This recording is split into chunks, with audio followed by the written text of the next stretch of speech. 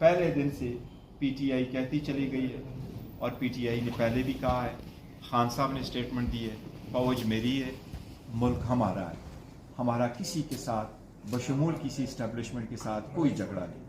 ہم کسی سربراہ اور یا کسی ادارے کے خلاف ہم نے کبھی بھی کوئی لفظ ایسا نہیں استعمال کیا کہ ہمارا ان کے ساتھ جھگڑا۔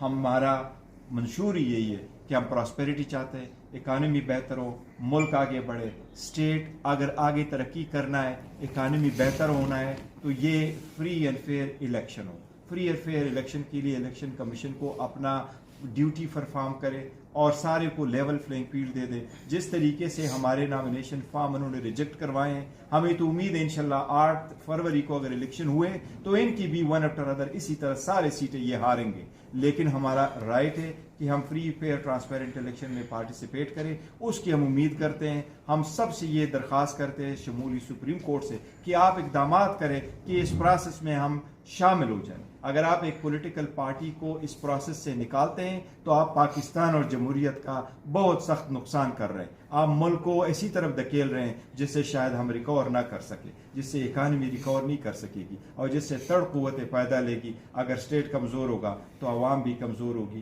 اور یہ آئین کے خلاف ہوگا۔